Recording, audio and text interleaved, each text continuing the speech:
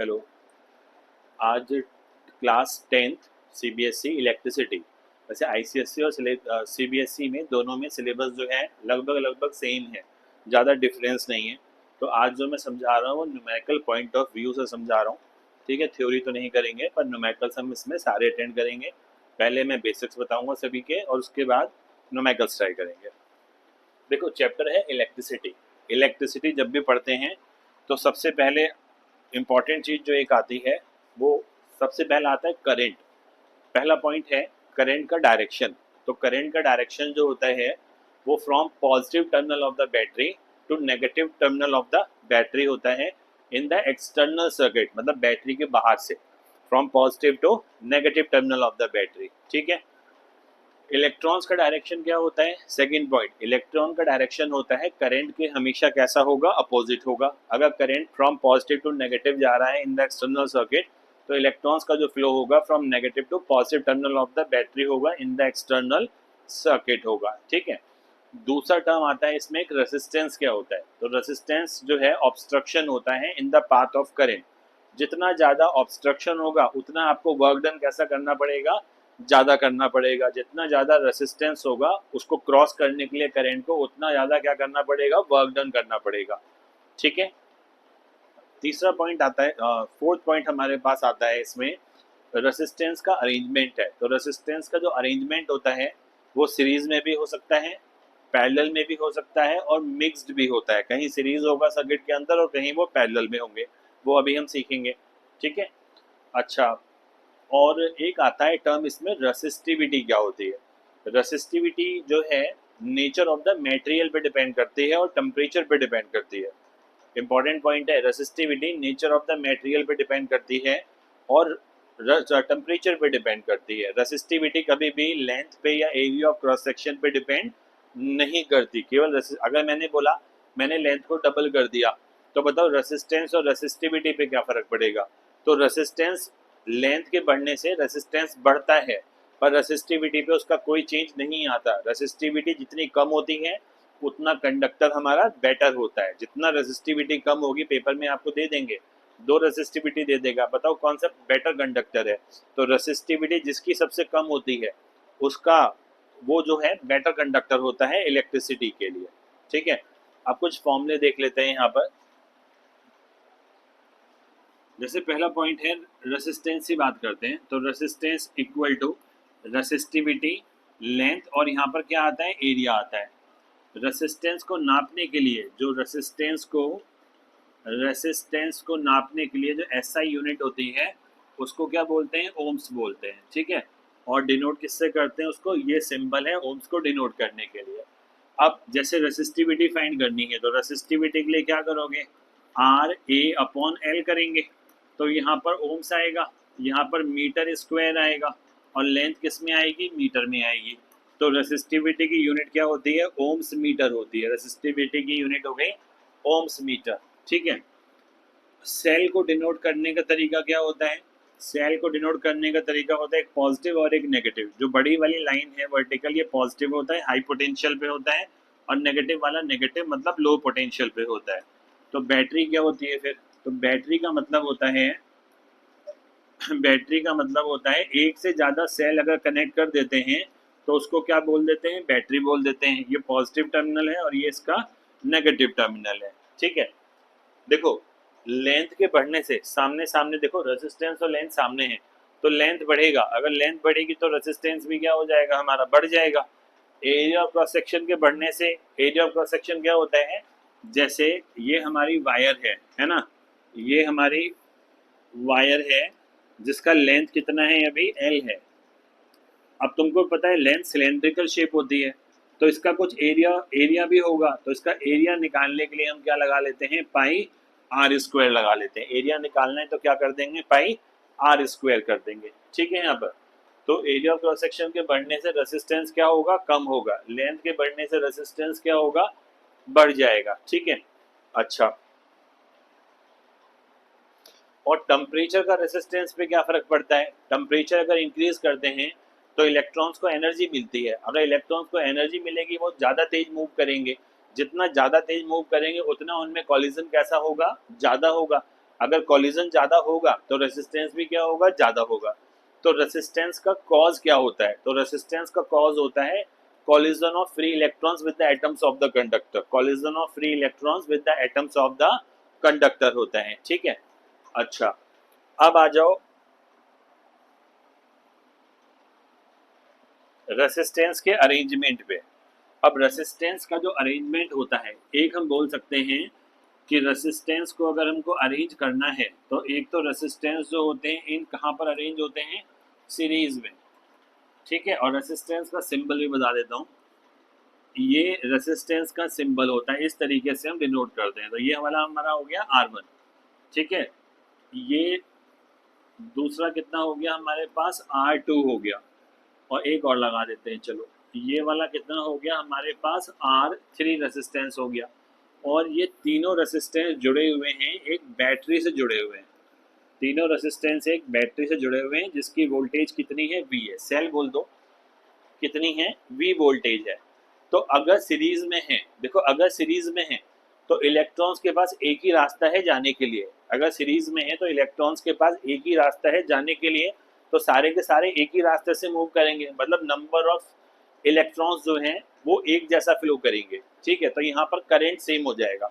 तो current same होगा तो क्या होगा, देखो सबसे पहला बैटरी का पॉजिटिव टर्मिनल, करंट का डायरेक्शन अभी बताया था मैंने, from positive to negative terminal of the battery होता है। और इलेक्ट्रॉन्स कहाँ मूव करते हैं, ये इलेक्ट्रॉन्स का डायरेक्शन है, इलेक्ट्रॉन्स हमेशा करंट के अपोजिट मूव करते हैं, ठीक है। अब यहाँ तक देखो कोई करंट डिवाइड नहीं होगा, करंट आई जाएगा, यहाँ पर भी सेम वायर है करंट आई जाएगा, यहाँ पर भी सेम वायर है करंट आई जाएगा। तो तीनों में करंट कैसा हो गया, सेम हो गया। एक है ओम्स लॉ, ओम्स लॉ क्या कहता है, V इक्वल टू क्या होता है, आई आर होता है। तो R कितना आ जाएगा हमारे पास, V अपॉन आई आ जाएगा, V अपॉन आई आ जाएगा, है ना। तो रेसिस्टेंस किसी भी मटेरियल का फिक्स होता है अगर लेंथ और area of cross section same रहेंगे। अगर length, area of cross section और टेम्परेचर सेम है, ये तीन चीजें, length, area of cross section और टेम्परेचर सेम है, तो रेसिस्टेंस कैसा रहेगा हमारा, सेम रहेगा। अगर आपने वोल्टेज बढ़ा दिया, अगर आपने वोल्टेज बढ़ा दिया तो क्या होगा, बच्चे ऐसे देखते हैं वोल्टेज बढ़ा रहे हैं तो रेसिस्टेंस भी क्या होगा, बढ़ जाएगा। नहीं, रेसिस्टेंस कांस्टेंट रहेगा। रेसिस्टेंस तीन चीजों पे डिपेंड करेगा, लेंथ पे, एरिया ऑफ क्रॉस सेक्शन पे और टेम्परेचर पे। अगर ये चीजें चेंज नहीं हो रही तो रेसिस्टेंस कैसा रहेगा, सेम रहेगा। अगर आप V बढ़ाओगे तो क्या बढ़ेगा, I बढ़ जाएगा। अगर V को बढ़ाएंगे तो क्या बढ़ जाएगा, I बढ़ जाएगा। तो R कैसा आएगा हमारे पास, कांस्टेंट आएगा। ये इंपॉर्टेंट पॉइंट है, क्वेश्चंस में पूछा जाता है कि हमने वोल्टेज बढ़ा दी तो बताओ रेसिस्टेंस पे क्या फर्क पड़ेगा। तो वोल्टेज के बढ़ाने से करंट भी तो बढ़ जाएगा, V भी बढ़ जाएगा और I भी बढ़ जाएगा। दोनों ऐसा बढ़ेंगे कि रेसिस्टेंस की वैल्यू कैसी रहेगी, कांस्टेंट रहेगी, ठीक है। अच्छा, अब यहाँ पर वोल्टेज देखो, ये I है, ये R1 है, तो यहाँ पर वोल्टेज कितना आएगा, I इंटू कितना होगा, R1। देखो करंट तीनों में कैसा जा रहा है, सेम जा रहा है। जिसका रेसिस्टेंस ज्यादा होगा उसमें वर्क डन कैसा करना पड़ेगा, ज्यादा करना पड़ेगा। जिसमें रेसिस्टेंस ज्यादा होगा उसमें वर्क डन कैसा होगा, ज्यादा होगा। तो वोल्टेज भी कैसी आएगी, ज्यादा आएगी। तो हमारे पास V1 आ गया, यहाँ से V2 निकालेंगे तो I, ऐसे देखा करो, इस रेसिस्टेंस पे करंट कितनी है, I, और रेसिस्टेंस कितना है, R2। यहाँ पर देखो V3 है, तो यहाँ पर करंट कितनी है, I, रेसिस्टेंस कितनी है, R3। तो जो टोटल एनर्जी थी, जो टोटल वोल्टेज थी, वो तीन पार्ट में डिवाइड हो गई, V1 में डिवाइड हो गई, V2 में डिवाइड हो गई और V3 में डिवाइड हो गई। तो कोई पूछेगा बताओ इसमें टोटल वोल्टेज कितनी है, तो V इक्वल टू क्या बोलोगे, V1 बोलोगे, V1 बोलेंगे, यहाँ से V2 बोलेंगे और क्या बोलेंगे, V3 बोलेंगे, ठीक है। अब V equal to I R होता है, तो यहाँ से I ले लो और रेसिस्टेंस ले लो R। सीरीज में है तो मैंने S लगा दिया। अब यहाँ इसको देखो, ये V है टोटल वोल्टेज, I है टोटल करंट, तो सर्किट का टोटल रेसिस्टेंस क्या माना, R माना, RS। तो यहाँ पर मैंने V की जगह क्या लिख लिया, IRS लिख लिया। अब यहाँ पर लिखूंगा तो I के साथ क्या लिखूंगा, R1, यहाँ I के साथ क्या लिखूंगा, R2, और यहाँ I के साथ क्या लिखूंगा, मैं यहाँ पर R3 लिखूंगा। तो रेसिस्टेंस इन सीरीज में जो आएगा वो R1 आ जाएगा, R2 आ जाएगा और कितना आ जाएगा, R3 आ जाएगा। तो रेसिस्टेंस अगर सीरीज में है तो ये फॉर्मूला लगेगा। अब यहाँ एक चीज और चेक करने की है कि हमारा टोटल रेसिस्टेंस किसी इंडिविजुअल रेसिस्टेंस से ज़्यादा आएगा कि कम आएगा, इसको भी देख लो। अगर यहाँ पर रेसिस्टेंस 2 ओम्स है, यहाँ पर कितना है 3 ओम्स है, और यहाँ पर कितना है 4 ओम्स है, ये मैंने मान लिया ये रेसिस्टेंसेज है। तो जब मैं टोटल रेसिस्टेंस निकालूंगा आर एस, पहले आइडेंटिफाई करना है कि सीरीज में है कि पैरेलल में है। तो यहाँ पर ये रेसिस्टेंस अगर ऐसे अरेंजमेंट है कि करंट सब में सेम जा रहा है तो वो सीरीज में है। ऐसा मान लो जैसे एक लाइन में बच्चे खड़े हो जाते हैं, एक का हाथ दूसरे ने पकड़ रखा है, दूसरे का हाथ तीसरे ने पकड़ रखा है, तो ऐसा अरेंजमेंट जो है वो किस में आएगा, सीरीज में आएगा। ठीक है, तो यहाँ पर देखो हमारे पास क्या आएगा, 2 आएगा, यहाँ पर 3 आएगा और यहाँ पर 4 आएगा। 5 और 4 कितना हो गया, 9 ओम्स आ गया। इनमें सबसे बड़ा रेसिस्टेंस कितना था, 4 ओम्स था। हर एक लाइन इंपॉर्टेंट है जो बोल रहा हूँ, ध्यान से सुनो। यहाँ 2 है, यहाँ 3 है, यहाँ 4 है। अगर सबसे बड़ा रेसिस्टेंस कितना है, 4 ओम्स है। तो अगर आपके पास 3 रेसिस्टेंस है, 2 4, 2 3 और 4 रेसिस्टेंस है, और अगर आपने इन्हें सीरीज में लगा दिया तो आपके सर्किट का जो टोटल रेसिस्टेंस आएगा वो सबसे बड़े रेसिस्टेंस से भी कैसा आएगा, ज़्यादा आएगा। सबसे बड़ा रेसिस्टेंस कितना था मेरे पास, 4 ओम्स था, और मेरे पास रेसिस्टेंस कितना आया, 9 ओम्स रेसिस्टेंस आ गया। तो अगर आपको रेसिस्टेंस बढ़ा के ही लगाना है तो आप रेसिस्टेंसेस को किस में यूज़ करेंगे, सीरीज में यूज़ करेंगे। अगर आपको रेसिस्टेंस कम रखना है, जो सबसे छोटा रेसिस्टेंस है वो कितना है, देखो 2 ओम्स है। अगर मुझे ओवरऑल रेसिस्टेंस सबसे कम लेके आना है, सबसे कम, तो मैं सारे रेसिस्टेंसेस को किस में लगाऊंगा, मैं पैरेलल में लगाऊंगा। ठीक है, सारे रेसिस्टेंसेस को मैं पैरेलल में लगाऊंगा। तो ये हो गया हमारा रेसिस्टेंस इन सीरीज हो गया हमारे पास। ठीक है, अब आ जाओ पैरेलल में। दूसरा पार्ट है, जब अगर रेसिस्टेंसेस पैरेलल में है तो क्या होगा।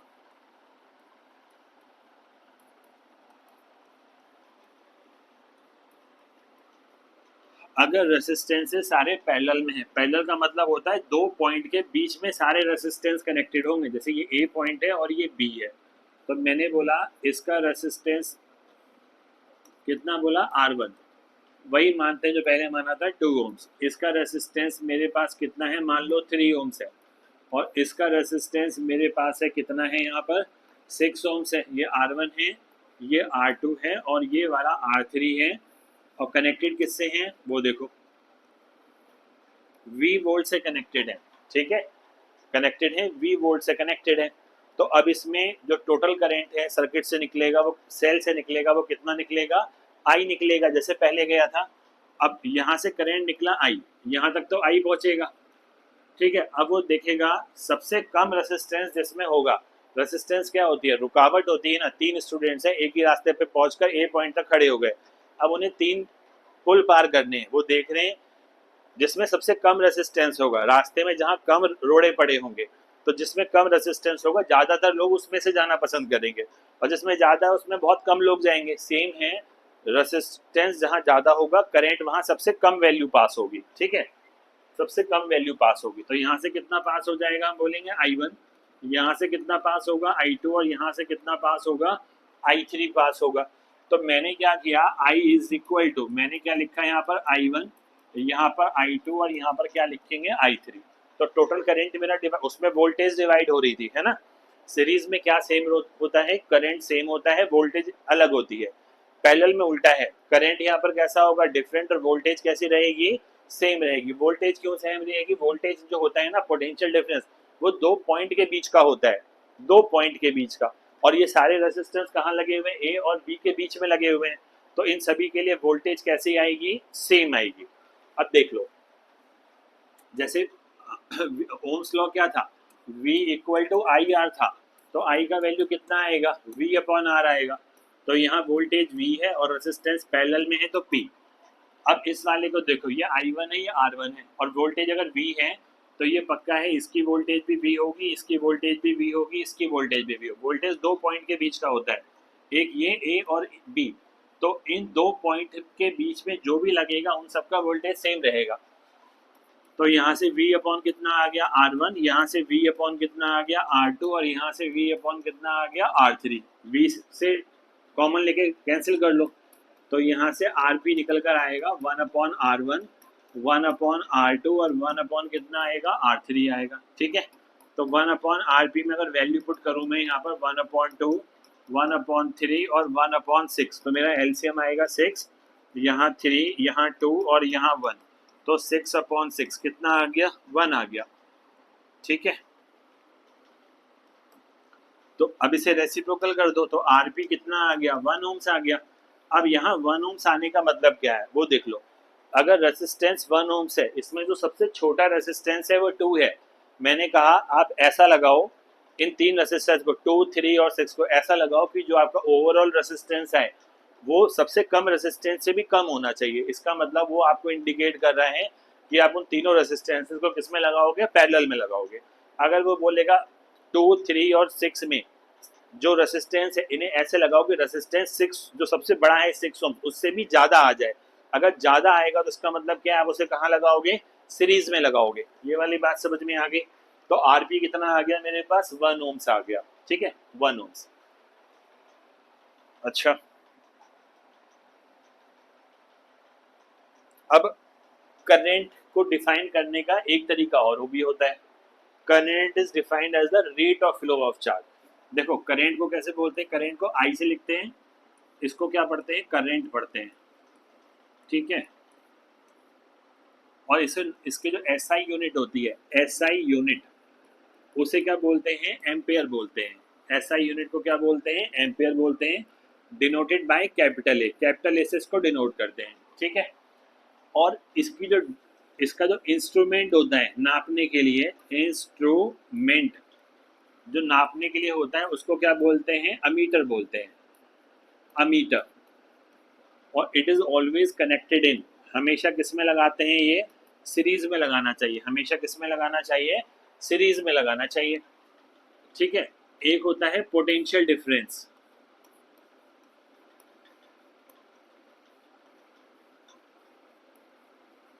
पोटेंशियल डिफरेंस को हम V से डिनोट करते हैं। ठीक है, and this is equal to work done per unit charge.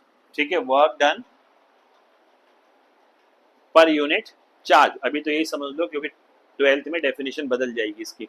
तो V इक्वल टू अभी क्या है? W अपॉन कितना होता है? Q होता है। ठीक है, पोटेंशियल डिफरेंस, ये पोटेंशियल डिफरेंस है। मतलब आप इसे ऐसे समझो जैसे एक पॉइंट A है और एक पॉइंट B है। अगर आप चार्ज को B से किसकी तरफ लेकर आ रहे हो? A की तरफ लेकर आ रहे हो। अगर आप चार्ज को B से A की तरफ लेकर आ रहे हो तो आप क्या लिखोगे यहाँ पर?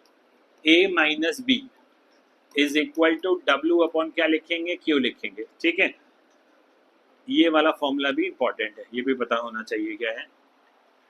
इसको नापने के लिए है ना, इसको नापने के लिए जो इंस्ट्रूमेंट होता है, इंस्ट्रूमेंट, उसको वोल्ट मीटर बोलते हैं। क्या बोलते हैं उसको? Volt meter. वोल्टेज मेजर करता है, वोल्टेज मेजर करता है, इसलिए इसको किस में लगाते हैं?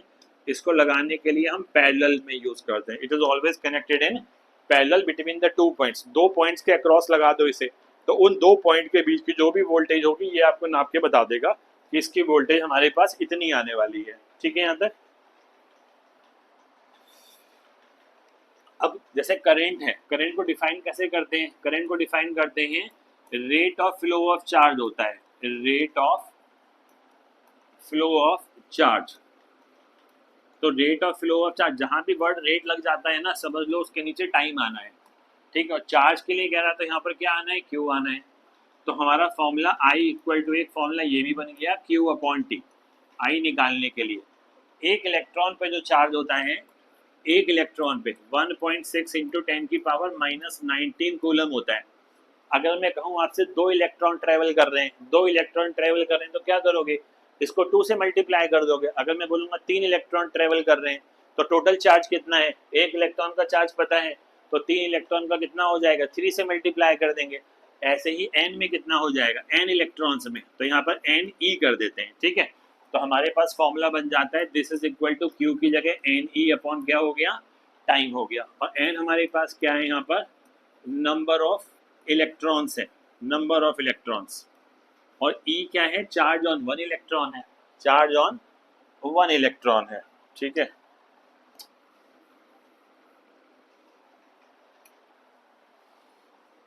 ये है नंबर ऑफ इलेक्ट्रॉन्स है।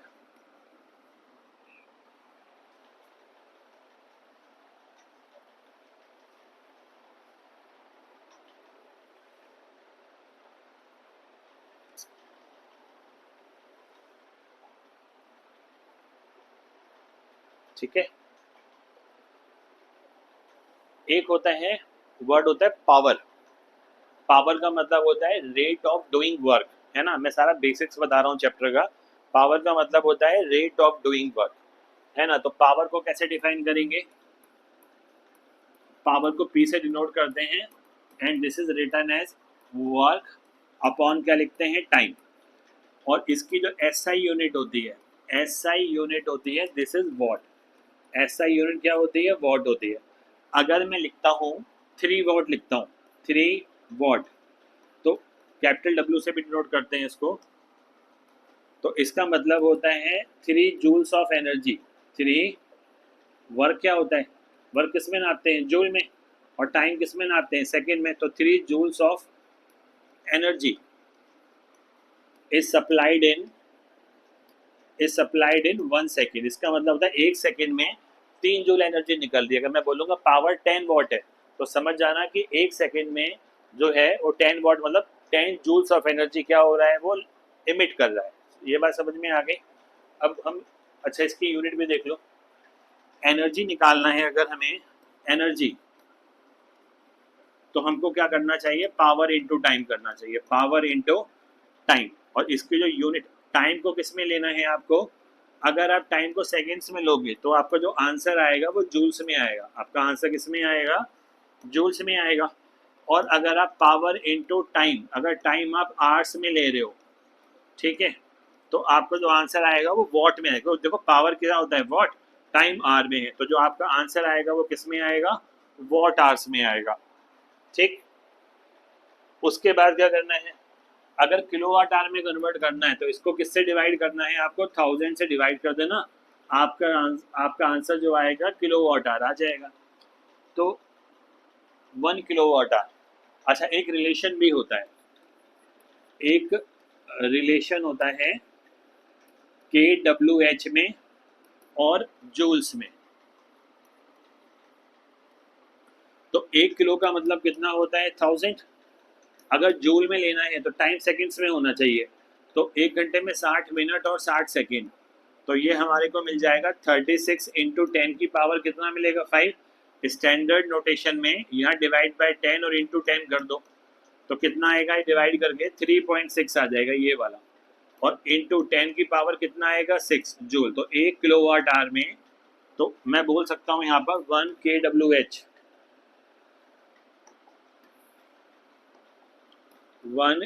1 किलोवाट आवर में इतने जूल्स होते हैं, 1 kWh। और इसी को ना 1 यूनिट भी बोलते हैं। इसी को क्या बोलते हैं? 1 किलोवाट आवर को 1 यूनिट। जो कमर्शियल यूनिट होती है, commercial unit of energy, energy is क्या होता है? Kilo watt hour. Kilowatt hour बोलते हैं। जो कमर्शियल यूनिट है, जो के घरों में इलेक्ट्रिसिटी बिल आते हैं, हम बोलते हैं हमने 1 यूनिट यूज की। 1 यूनिट का मतलब होता है 1 किलोवाट आवर। 2 यूनिट यूज की तो 2 किलोवाट आवर। अब अगर आपको बिल कैलकुलेट करना है,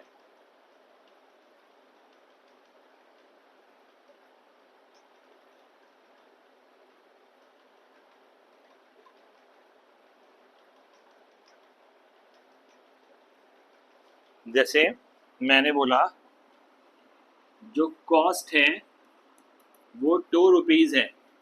अभी तो हमारी कितनी चलती है? 6 रुपये, 7 रुपये ऐसे आता है। चलो ₹8 है पर यूनिट, ये मतलब हो गया। तो अगर आपको 1 यूनिट की कॉस्ट 8 रुपये है, अगर मैंने कहा आपके घर में आपने जो यूनिट स्पेंड की वो 300 यूनिट स्पेंड की, 300 यूनिट है, तो जो आप टोटल कॉस्ट निकालोगे, टोटल कॉस्ट वो 300 को मल्टी, 1 यूनिट का मतलब क्या होता है? 1 किलोवाट आवर भी होता है, मैंने अभी बताया था। तो 300 इंटू 8 तो कितना बिल आएगा आपका? 24 और 2 जीरो, इतने रुपीज़ बिल आ जाएगा आपका। 2400 रुपीज़ जो आएगा वो आपका इलेक्ट्रिसिटी बिल आ जाएगा। ये वाली बात समझ में आ गई? लगभग लगभग मैंने चैप्टर के सारे न्यूमेरिकल्स ओपन कर दिए हैं। अब हमें केवल कैलकुलेट करना उनको बचा है, उसे ओपन देख लेते हैं। अब देखो what will be the resistance of the metal, जिसकी लेंथ दे रखी है, लेंथ कितनी दे रखी है 2 मीटर है, एरिया ऑफ क्रॉस सेक्शन दे रखा है 1.55 इंटू 10 की पावर -6 मीटर स्क्वायर है, और रेसिस्टिविटी दे रखी है 2.8 इंटू 10 की पावर -8 है ओम्स मीटर। ठीक है, तो अगर रेसिस्टेंस निकालें R equal to rho L upon क्या करेंगे ए, यही फॉर्मूला पढ़ा था हमने। तो रेसिस्टिविटी कितनी है हमारे पास 2.8 इंटू 10 की पावर -8, लेंथ कितना है 2, और एरिया हमारे पास है 1.55 इंटू 10 की पावर -6। यूनिट देखो ये मीटर में है, ये मीटर स्क्वायर में, ये ओम्स मीटर, तो यूनिट हमारी ठीक है। ठीक है, अब इसे केवल सॉल्व करना बचा है। तो यहाँ पर देखो 2.8 इंटू 2 इंटू 10 की पावर -8, ऊपर जाकर ये +6 हो जाएगा, और नीचे क्या है 1.55 है। ये पॉइंट हटाओ तो ऊपर कितने जीरो आएंगे 2 जीरो, ये वाला पॉइंट हटाओ तो नीचे 1 जीरो आएगा, ये तो ये गया। तो यहाँ पर कितना आ गया मेरे पास, जो रेसिस्टिविटी आ गई मेरे पास, दिस इज 56, और यहाँ 155, ये -2 है, और ये 10, तो 10 की पावर क्या बचेगा -1 बचेगा यहाँ पर, है ना। ये 10 की पावर 1 है तो 7 हो जाएगा, तो -1 बचेगा। तो ठीक है, जो आपका आंसर आएगा आ जाएगा। ऐसा कर लेते हैं ना, 56 यहाँ 155 है, 1 जीरो ऊपर लगा दो और 1 जीरो नीचे लगा दो यहाँ। अब तो ये इजीली सॉल्व हो जाएगा। इसको यहाँ लिखना 10 की पावर -2 लिखना, दिस इज ओम्स मीटर। तो हमारा आंसर किस में आ जाएगा, रेसिस्टिविटी हमारी आ जाएगी ओम्स मीटर में आ जाएगी। ठीक है, इस तरीके से क्वेश्चंस को सॉल्व कर सकते हैं।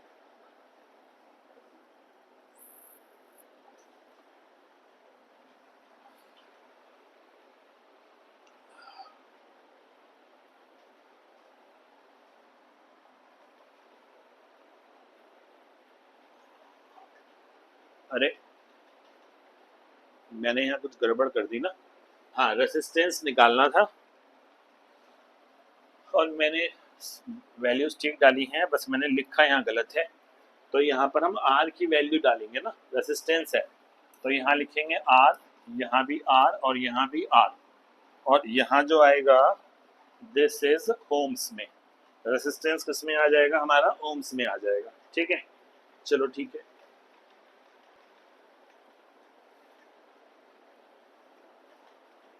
अब लेंथ देखो जरा कितनी दे रखी है, लेंथ है 1 मीटर, डायमीटर है, ये डायमीटर है 0.2 mm, तो रेडियस कितना आएगा, आधा कर दो 0.1 mm आ जाएगा।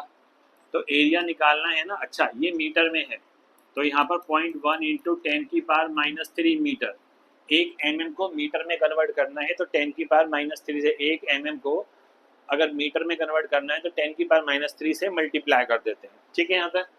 अच्छा अब देखो एरिया, एरिया निकालेंगे तो क्या करेंगे, पाई आर स्क्वायर, पाई कितना है 3.14, और रेडियस 0.1 इंटू 10 की पावर -3 का कितना आएगा, स्क्वायर आएगा। ये हटेगा तो नीचे कितना आएगा, 1 10 आएगा, ये -4 हो जाएगा। यहाँ पर 3.14 10 की पावर -4 का स्क्वायर, तो 3.14 इंटू 10 की पावर -8 आ जाएगा मीटर स्क्वायर। ठीक है, एरिया निकल गया हमारे पास। अब ये कह रहा है रेसिस्टेंस भी है, रेसिस्टेंस कितनी है 10 ओम्स है, तो R equal to rho L upon A होता है। तो अगर रो निकालना पड़ जाए तो क्या करोगे, इसको उधर ले जाओ, यहाँ R A अपॉन कितना आएगा L, ये दे रखा है 10, एरिया है 3.14 इंटू 10 की पावर -8 है, और लेंथ हमारे पास 1 मीटर है, तो ठीक है ना। तो 3.14 इंटू 10 की पावर -7 ओम्स मीटर। ठीक है, हम घरों में कॉपर की वायरिंग यूज करते हैं, कॉपर की रेसिस्टिविटी ज़्यादा होती है सिल्वर से। अगर मैं कह रहा हूँ सिल्वर की रेसिस्टिविटी ज़्यादा है, नहीं, सिल्वर की रेसिस्टिविटी कम है कॉपर से। अगर मैंने बोला सिल्वर की रेसिस्टिविटी कम है कॉपर से, इसका मतलब silver is the best conductor of electricity. पर हम कॉपर यूज करते हैं घरों में, कॉपर क्योंकि सस्ता है, सिल्वर महंगा है। ठीक है, इसलिए हम किसकी वायरिंग यूज करते हैं, कॉपर की वायरिंग यूज करते हैं घरों में। ठीक है, पेपर में ऐसे क्वेश्चंस भी आते हैं, रेसिस्टिविटी दे देंगे, चार चार ऑप्शन बना देंगे, कह देंगे सबसे कम सबसे बेटर इलेक्ट्रिसिटी के लिए कौन है, तो सबसे बेटर वो होगा जिसकी रेसिस्टिविटी सबसे कम होगी, जिसकी रेसिस्टिविटी सबसे कम होगी। कौन सा बेटर नहीं है, तो वो जिसकी रेसिस्टिविटी सबसे ज्यादा होगी। ठीक है, अब देखो कह रहा है two resistances when connected in parallel gives the result value 2 ohms, when connected in series the value is 9 ohms। अब क्या कहना चाह रहा है ये, अब ये कहना चाह रहा है दो रेसिस्टेंस है, एक तो R1 है और एक कौन सा है हमारे पास R2, दो रेसिस्टेंस है। कह रहा है अगर पैरेलल में लगाओगे, पैरेलल में तो आंसर कितना आना चाहिए, पैरेलल में लगाएंगे तो आंसर 2 आना चाहिए, तो लगा दो पैरेलल में, तो 1/RP is equal to 1/R1 और 1 कितना R2। ठीक है, तो यहाँ से 1/2 is equal to 1/R1 plus 1 कितना आएगा R2 आएगा, 1/2 यहाँ से R1 R2 एलसीएम आएगा, तो यहाँ पर R2 प्लस कितना होगा R1, रेसिप्रोकल कर दें, R1 ये हो जाएगा R1 R2 और नीचे आएगा R1 प्लस R2। ठीक, अब ये कह रहा है सीरीज में कितना है 9 है, तो अगर हम सीरीज को सॉल्व करेंगे तो मैंने बोला R1 प्लस R2 सीरीज में RS होता है एंड दिस इज 9 है, और यहाँ पर कितना है R1 प्लस कितना है R2 है, तो यहाँ पर 2 इक्वल टू R1 R2 और नीचे कितना आएगा 9, 9 टू सा कितना आएगा 18 और यहाँ पर R1 R2 आएगा, तो यहाँ 18 है, यहाँ R1 है, R2 निकाल दो यहाँ से, लीनियर में जैसे सॉल्व करते थे मैथ्स में, तो यहाँ पर 9 माइनस कितना आएगा R1 आ जाएगा, तो 18 इक्वल टू 9R1 माइनस का कितना R1 स्क्वायर। ठीक है, क्या करेंगे अब, अरेंज करेंगे इसको, पहले इसको अरेंज करेंगे। यहाँ पर आया R1 स्क्वायर माइनस का 9R1 प्लस का 18 इक्वल टू क्या आएगा 0, यहाँ 1 है 18 लाना है, तो R1 स्क्वायर माइनस 18 लाना है, तो क्या करें 6 और 3 कर लो, 9 हो गया, 18 इक्वल टू 0, तो R1 कॉमन लो जरा, R1 माइनस 6, 3 कॉमन लो यहाँ पर, R1 माइनस 6 इक्वल टू 0, तो एक तो आया R1 माइनस 6 दोबारा कॉमन, और यहाँ पर R1 माइनस 3 इक्वल टू 0, तो ये वाला क्या आ जाएगा मेरे पास, एक बार R1 हमारा 6 ओम्स आ गया और R2 हमारा कितना आ गया 3 ओम्स आ गया। इस तरीके से क्या कर सकते हैं, R1 और R2 की वैल्यू निकाल सकते हैं, बस कॉन्सेप्ट पता होना चाहिए, सीरीज में कौन सा फॉर्मूला लगाना है, पैरेलल में कौन सा फॉर्मूला लगाना है। ठीक है,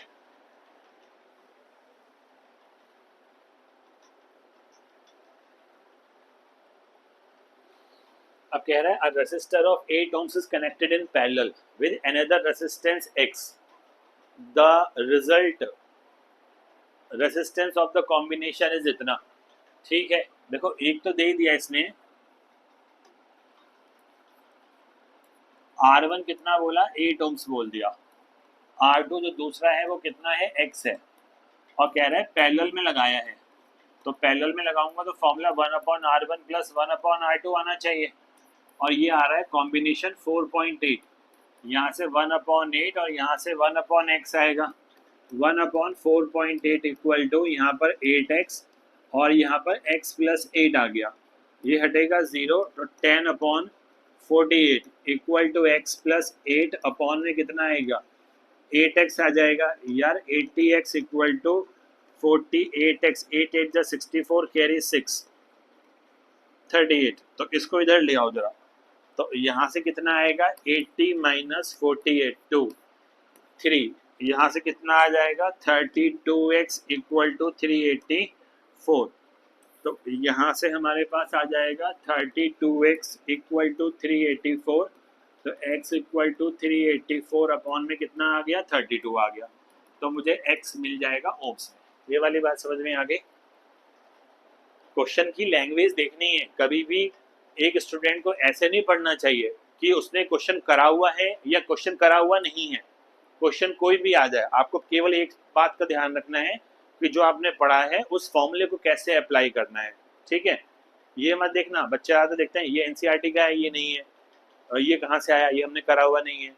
नहीं, कहीं से तभी प्रैक्टिस करनी चाहिए मल्टीपल क्वेश्चन, उससे आपकी स्पीड बढ़ती है।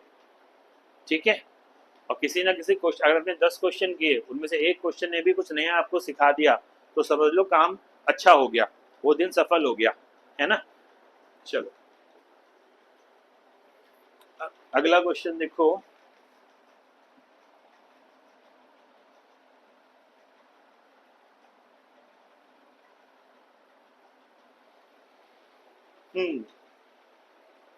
How many 176 resistor in parallel are required to carry 5 ampere. अच्छा एक बार देखो, अगर मान लो रेसिस्टेंस आर है, दो रेसिस्टेंस लगाए मैंने, तो 1 अपॉन चलो R one plus 1 upon R2 formula लगाओगे तो 1 अपॉन RP, मान लो एक रेसिस्टेंस एक्स है दूसरा भी एक्स है, तो आपका आंसर कितना आएगा, RP आ जाएगा 2/x, है ना। अगर 3 लगा दूँ रेसिस्टेंस 3, तो मेरा आंसर कितना आएगा 3/x आ जाएगा, 3 अपॉन कितना आ जाएगा x आ जाएगा। ये वाली बात समझ में आ गई। तो अगर मैंने कहा उसने हाउ मेनी रेसिस्टर, तो मैंने कहा लेट n रेसिस्टर लगा दिए, n रेसिस्टर इन पैरेलल, तो 1/RP क्या करोगे, 1 अपॉन एक रेसिस्टेंस x है, यहाँ भी x है, डॉट डॉट ऐसे n है, 3 थे तो 3 आया, अब n है तो n आ जाएगा ना। 1/RP is equal to n upon कितना आया x, तो तुमको RP मिल गया, RP मिल गया, x अपॉन n मिल गया, तो V इक्वल टू क्या लगाएंगे, IR लगाएंगे। अब V का वैल्यू कितना है हमारे पास 220 है, यहाँ पर 220, I ये है और R की वैल्यू है x अपॉन n है। How many 176 ohms resistor in parallel, अरे मुझे x दे रखा है 176 है, तो डाल देते हैं इसमें 176। ठीक है, एक मिनट रुक जाओ, कंफ्यूजन हो जाएगा तुम लोगों को, इसको हटा दो यहाँ से।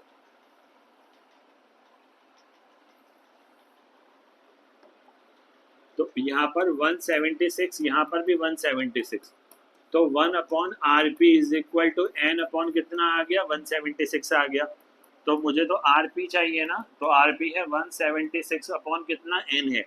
V इक्वल टू IR लगाओ, वोल्टेज कितनी दे रखी है 220, करेंट कितना जाना चाहिए 5 एम्पियर, और रेसिस्टेंस 176 अपॉन n है, तो n आ जाएगा, n को इधर क्रॉस मल्टीप्लाई में 5 इंटू 176 अपॉन में कितना आएगा 220 आ जाएगा, तो क्या निकल जाएगा हमारे पास से, n का वैल्यू हमारे पास से निकल जाएगा, n निकाल सकते हैं। ठीक है, यहाँ तक। अब कह रहा है find the total resistance, total current और पोटेंशियल डिफरेंस अक्रॉस R1 निकालना है। देखो जब भी क्वेश्चन इस तरह से आए, कॉम्प्लिकेटेड सा दिखाई दे, सबसे पहले क्या करना, डायग्राम को फोकस करना, डायग्राम में चीज़ों को डिवाइड करना, उसके बाद काम शुरू करेंगे।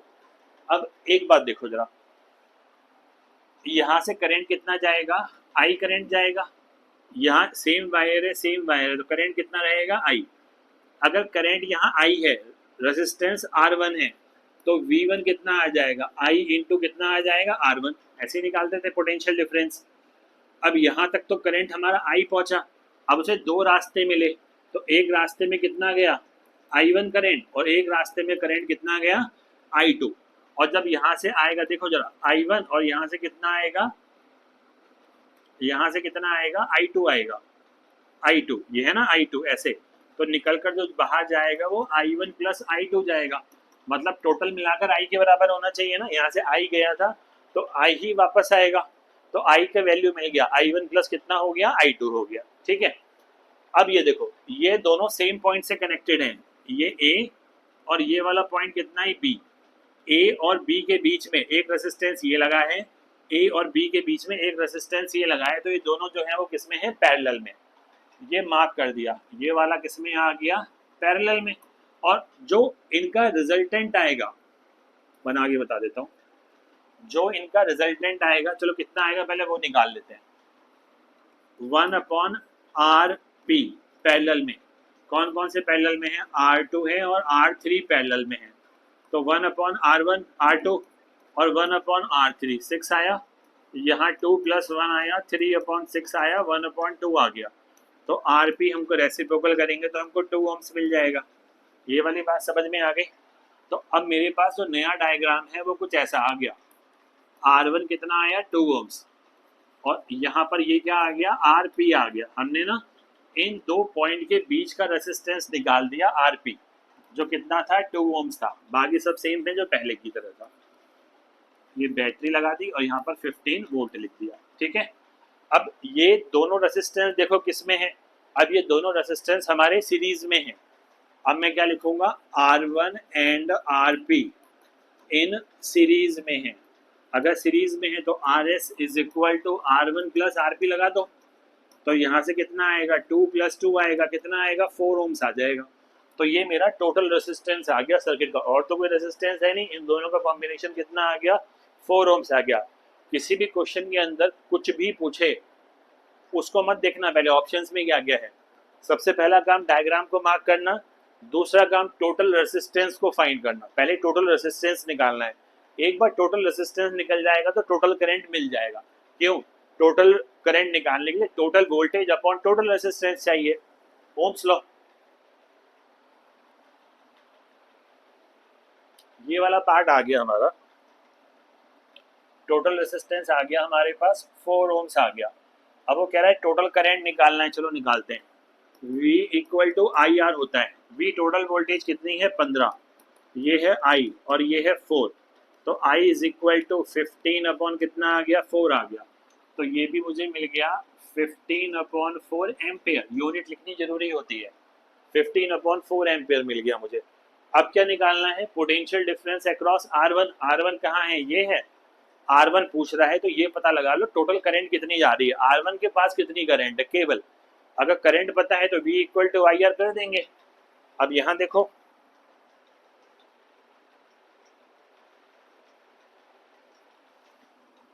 यहां पर पोटेंशियल डिफरेंस अक्रॉस R1 निकालेंगे यहाँ पर, तो V1 इक्वल टू क्या आएगा हमारे पास, I इंटू R1 आएगा। I कितनी है मेरे पास, I मेरे पास है 15/4 है, और रेसिस्टेंस कितनी है मेरे पास 2 है, तो इसे काटो, यहाँ पर 2 आ गया, तो यहाँ पर 7.5 वोल्ट आ गया, 7.5 वोल्ट। अब इसका मतलब समझो क्या है, बैटरी में टोटल वोल्टेज कितनी थी, टोटल एनर्जी 15 वोल्ट है, ठीक है 15 वोल्ट। तो 15 में से 7.5 कौन ले गया, 7.5 ये ले गया, ये आ गया 7.5 वोल्ट आ गया ना, ये किसकी है, इस रेसिस्टेंस की वोल्टेज है। अगर मैं यहाँ पर पेपर में ऐसे भी दे सकते हैं, वो यहाँ पर क्या करेंगे ऐसे लगा देंगे और यहाँ एक अमीटर लगा देंगे, ए लगा देंगे, सॉरी वोल्ट मीटर आएगा ना,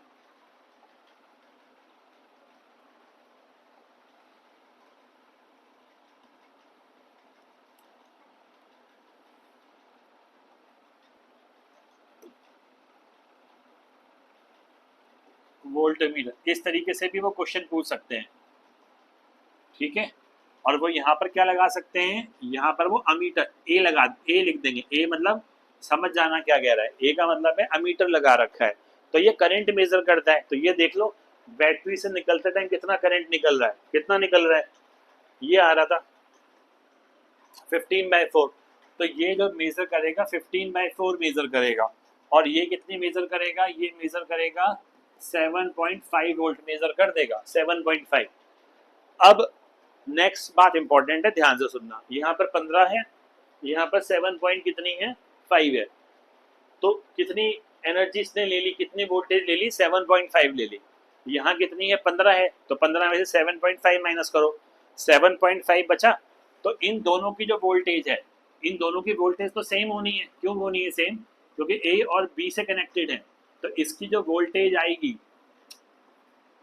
इसकी जो वोल्टेज आएगी 7.5 वोल्ट, और इसकी भी कितनी आएगी V3 की 7.5 वोल्ट आएगी। ये बात समझ में आ गई। तो यहाँ से I1 निकाल सकते हो, और यहाँ से क्या निकाल सकते हैं, I2 निकाल सकते हैं। कैसे निकाल सकते हैं वो भी देखो, पूछा नहीं है पर यहाँ कर सकते हैं। जैसे I1 निकालना है, I1 equal to V, voltage कौन सी लेंगे V2, और रेसिस्टेंस कौन सा लेंगे, R2, तो ये है 7.5 और रेसिस्टेंस कितनी है 3, तो ये आएगा 7.5/3 एम्पेयर, ये वाला। इसकी निकालनी है I2, तो निकाल सकते हो V3/R3 कर देंगे तो इसकी भी हमें क्या निकल जाएगी, हमारे पास इसकी भी वोल्टेज आ जाएगी। ये वाली बात समझ में आ गई।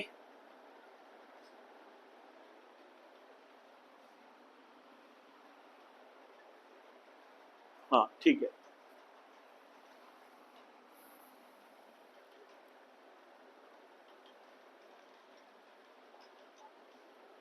अब in the given diagram given below current flowing across 5 ohms resistor is 1 ampere है। अब एक बात देख लो, 5 ohm रेसिस्टर पे जो करंट है वो कितनी है, 1 एम्पेयर है। अब ये किस में लगे हुए हैं, पैरेलल में लगे हुए हैं। इसकी वोल्टेज मान लो चलो कितनी है यहाँ वोल्टेज मान लो V है, यहाँ से करंट कितना निकला, I निकला। जब यहाँ तक पहुंचा तो ये I1 हो गया, ये वाला कितना हो गया I2 और ये वाला कितना हो गया I3। यहाँ से करंट यहाँ तक तो I ही पहुंचेगा ना, यहाँ तक कितना पहुंचेगा, I पहुंचेगा। बिल्कुल क्लियर हो गया। करंट डिवाइड हो गया, 3 रास्ते हैं तो करंट भी बदल जाएगा, अलग अलग जाएगा। अच्छा अगर तीनों रेसिस्टेंस सेम होते, अगर तीनों रेसिस्टेंस सेम होते तो नंबर ऑफ इलेक्ट्रॉन्स बराबर बराबर फ्लो करते तीनों डायरेक्शन से। इसका मतलब तीनों जो भी पाथ हैं उनके, इसका मतलब करंट इक्वली डिवाइड हो जाएगा अगर रेसिस्टेंस कैसे होते, सेम होते। अब यहाँ देखो, इसने इसकी वोल्टेज दे दी 5 ohms में। देखो 5 ohms में, ये 5 ohms में 1 एम्पेयर जा रहा है, तो ये दे दिया 5 ohms में 1 एम्पेयर, ये वाला। तो ये रेसिस्टेंस पता है, चलो इसे R1 मान लें, इसे R2 और इसे क्या मान लेते हैं, R3। तो वोल्टेज निकल जाएगी। तो यहाँ पर पोटेंशियल डिफरेंस,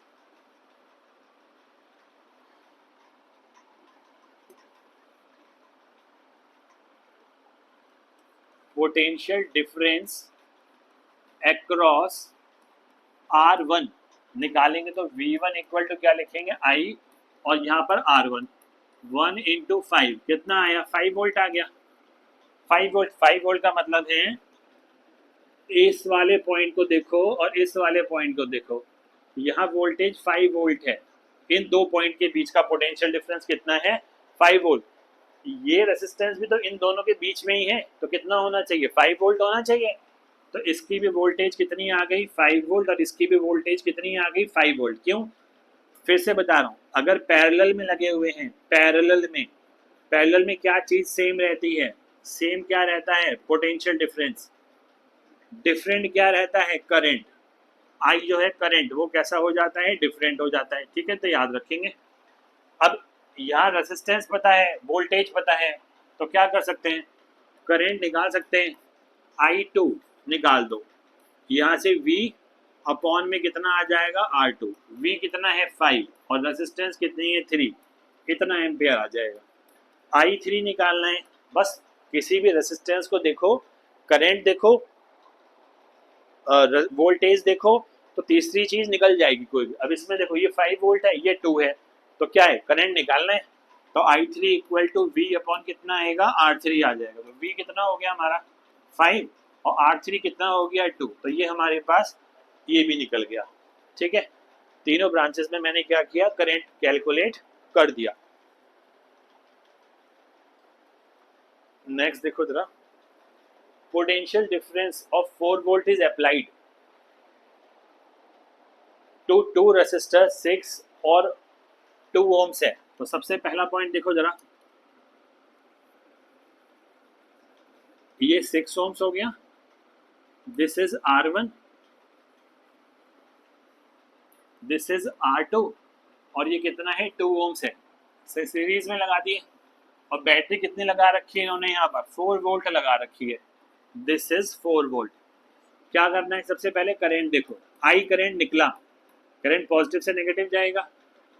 ये वायर सेम है तो करंट सेम रहेगा, अभी भी वायर सेम है तो करंट सेम रहेगा, तो बदलेगा क्या, वोल्टेज। तो V1 कितना हो गया, I इंटू कितना हो गया, R1। यहाँ V2 is equal to I into कितना हो गया, R2। और अगर ऐड करेंगे तो टोटल वोल्टेज जो है हमारा, वो V1 प्लस V2 के बराबर आना चाहिए। 4 वोल्ट से ज़्यादा नहीं होना चाहिए इन दोनों का जो भी वोल्टेज आएगा। अब क्या कह रहा है, पहले पार्ट को कह रहा है ए पार्ट और ये है B part, current flowing through it. तो ए पार्ट में मुझे ये पता है R1 और R2 दोनों सीरीज में हैं। अगर सीरीज में हैं तो R S is equal to क्या लगना है, R1 प्लस R2 लगना है। तो यहाँ पर कितना आएगा, 6 + 2 8 ओम्स आ जाएगा। ठीक है, अब वो कह रहा है बी पार्ट में टोटल करंट निकालना है। टोटल करंट मतलब total voltage upon total resistance. तो टोटल वोल्टेज कितनी है, 4 है, और रेजिस्टेंस कितना है, 8। तो 1/2 मतलब 0.5 एम्पेयर आ रहा है। मैं एक चीज और भी दिखा देता हूँ तुमको इसमें। अच्छा, अगर यहाँ पर फिर से वही लगा दे ऐसे, वो बोलेगा अमीटर की रीडिंग बताओ। इसका मतलब ये है इस रास्ते से करंट कितना जा रहा है वो निकालना है। ठीक, अगर पेपर में ऐसे लगा दे, ये बोल देगा V1 है ऐसा, इसकी वोल्टेज निकालनी है। तो V1 निकालने के लिए क्या करेंगे, V1 इक्वल टू करंट कितनी है इसमें I और रेजिस्टेंस कितना है R1। करंट तो 0.5 ही जा रही है और रेजिस्टेंस 6 है, तो 6 5 30, तो 30 वोल्ट, 3 वोल्ट आ गया। पॉइंट भी है ना। अगर ऐसे ही वो इसमें बोल दे V2, इसका मतलब वोल्टमीटर लगा रखा है, इन दो पॉइंट्स के बीच की वोल्टेज निकालनी है। तो यहाँ से V2 इक्वल टू क्या, करंट तो सेम ही है और यहाँ पर R2 है, तो 0.5 × 2 तो कितना आएगा, 1.0 वोल्ट। तो यहाँ 2 और यहाँ 3, देखो जरा, 3 + 1 कितना आ रहा है, 4 वोल्ट आ रहा है। इसका मतलब हमारा आंसर सही है, 4 वोल्ट। अब इसको थोड़ा समझने की कोशिश करो है क्या। यहाँ रेजिस्टेंस कितना था, 6 ओम्स। तो यहाँ 6 ओम्स है, मतलब यहाँ रुकावट कैसी है, ज़्यादा है। तो यहाँ पर एनर्जी कैसे खर्च करनी पड़ेगी, ज़्यादा एनर्जी खर्च करनी पड़ेगी। यहाँ रेजिस्टेंस कितना है, 2 ओम्स है, तो यहाँ एनर्जी कैसे स्पेंड करनी पड़ेगी, कम स्पेंड करनी पड़ेगी। तो इसने कितनी वोल्टेज कंज्यूम करी, 3 वोल्ट, और इसने कितनी कंज्यूम करी यहाँ पर, 1 वोल्ट। रेजिस्टेंस कम थी, वोल्टेज कम थी। अब रेजिस्टेंस का मतलब समझ में आएगा, रेजिस्टेंस का मतलब रुकावट कैसी है, ज़्यादा। तो वहाँ एनर्जी, उसे इलेक्ट्रॉन्स को जब क्रॉस करना है, सभी इलेक्ट्रॉन क्रॉस करेंगे, और जो टोटल एनर्जी खर्च हो रही है वो कितनी खर्च हो रही है, V वोल्ट खर्च हो रही है। समझ में आ गया।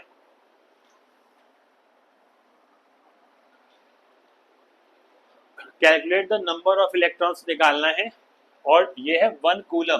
कूलम जो होता है यूनिट होती है चार्ज की, है ना, जिसे Q से लिखते हैं। तो Q कितना है हमारे पास, 1 है, 1 कूलम है। और Q का फॉर्मूला अभी पढ़ा था, N ही होता है, 1 N इंटू इलेक्ट्रॉन्स क्या, 1.6 इंटू 10 की पावर कितना आएगा, -19 इक्वल टू 1।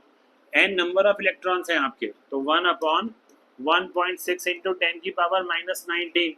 तो क्या करें, इसे ऊपर ले जाओ, तो 10 की पावर 18 कर दो और एक 10 अलग कर दो 1.6 से डिवाइड करने के लिए।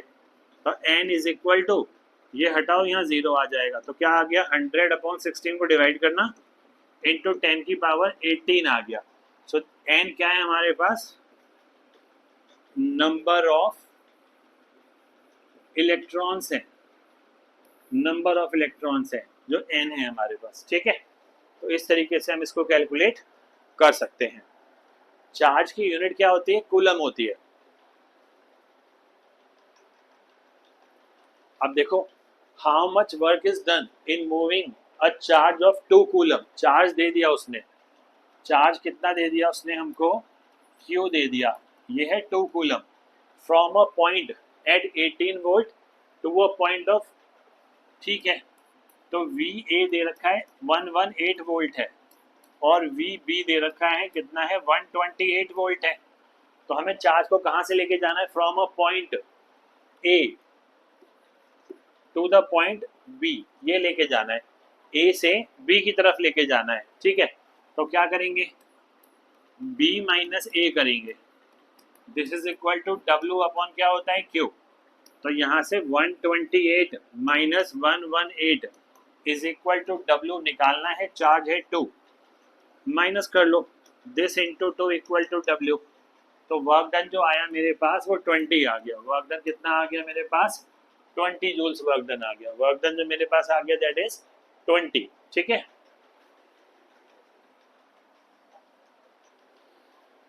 विच unit would be used to measure the current. Current को नापने के लिए हमें क्या चाहिए, ये A है, ऑप्शन एम्पेयर। करंट को किस में मेजर करते हैं? एम्पेयर में करते हैं। इंस्ट्रूमेंट का नाम क्या होता है? अमीटर। इंस्ट्रूमेंट का नाम क्या होता है? अमीटर होता है, अमीटर से मेजर करते हैं। ठीक है। अब कह रहा है if the amount of electric charge passing through a conductor is 10 in 10 minutes is इतना। अब टाइम दे दिया उसने आपको, टाइम कितना दे दिया? चलो ठीक है 10 मिनट्स दे दिया, मुझे टाइम चाहिए 6 सेकेंड्स में, इंटू 60 तो कितना आ गया? 600 सेकेंड्स आ गया। और चार्ज दे दिया उसने, कूलम होती है यूनिट, यहाँ देख लो चार्ज की यूनिट होती है कूलम, तो दिस इज 300 कूलम है। तो आई का फॉर्मूला अभी हमने पढ़ा था Q upon T, rate of flow of charge. Rate of flow of charge को क्या बोलते हैं? करंट बोलते हैं। ठीक है। तो यहाँ पर कितना आया? 300 और यहाँ पर कितना आया? 600। ये गया तो 1/2 आया, तो मतलब 0.5 एम्पेयर आ गया। 0.5 ampere, this is the right answer, 0.5 ampere. ठीक है। ये कुछ क्वेश्चंस है, आप होमवर्क में ट्राई कर सकते हो। चलो एक करके बताता हूँ।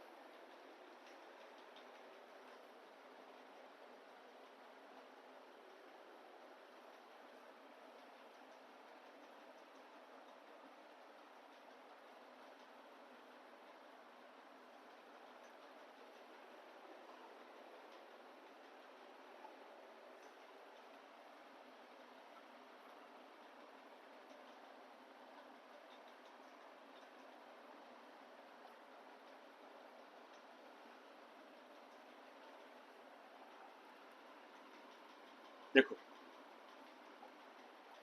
रेडियो सेट, ये दे रखी है पावर और ये दे रखा है टाइम। निकालना क्या है? एनर्जी निकालनी है। तो मैंने कहा था energy is equal to power into क्या होता है? टाइम। एनर्जी होता है पावर इंटू टाइम। लेकिन अगर कमर्शियल यूनिट निकालनी है, कमर्शियल यूनिट, कमर्शियल का मतलब होता है किलोवाट आवर में निकालना है। कमर्शियल का मतलब क्या होता है? किलोवाट आवर में निकालना है। तो देख लेते हैं जरा, पावर कितनी है इसकी? 60 और टाइम कितना है इसका? 50 आवर्स दे रखा है। तो ठीक है, ये यूनिट अभी तो वॉट आवर में आ रही है, पर मुझे किलोवाट आवर में चाहिए। तो मैं अगले स्टेप में क्या करूँगा? यहाँ पर चलो 30 और 2 जीरो अपॉन 1000 से डिवाइड कर दूंगा। डिवाइड करने से क्या मिलेगा? किलोवाट आवर मिल जाएगा। Kilowatt hour. तो हमारे पास जो एनर्जी आई है, energy, this is equal to 1 kWh। 1 नहीं है ना, 3 है। तो यहाँ पर आया 3 किलोवाट आवर और यह लिख सकते हैं 3 यूनिट्स। अगर वो क्वेश्चन में ऐड कर देता, चलो मैं कर देता हूँ, if rate is ₹8 per unit,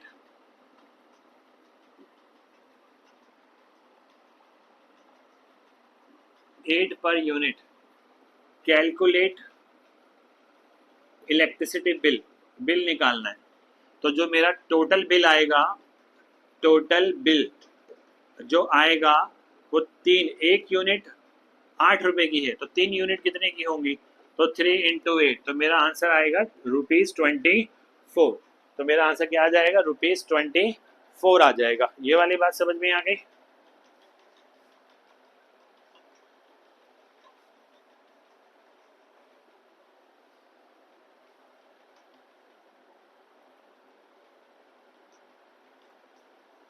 इस क्वेश्चन ने कहा है,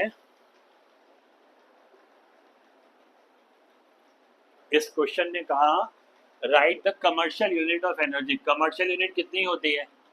किलोवाट आवर होती है। कमर्शियल यूनिट कितनी होती है? Kilowatt hour. ठीक है।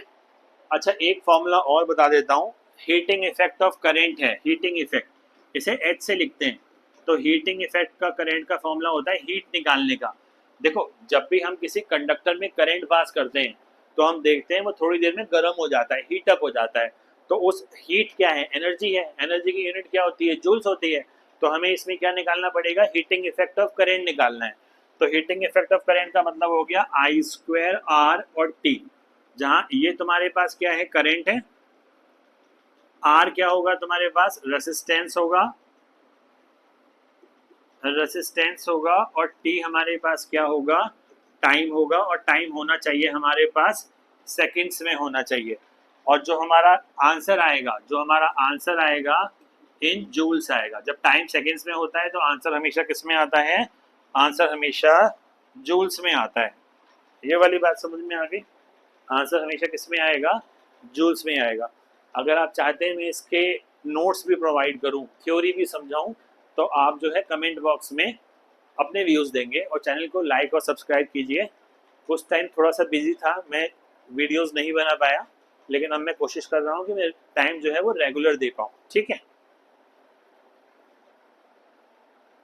अपने को ठीक है, थैंक यू।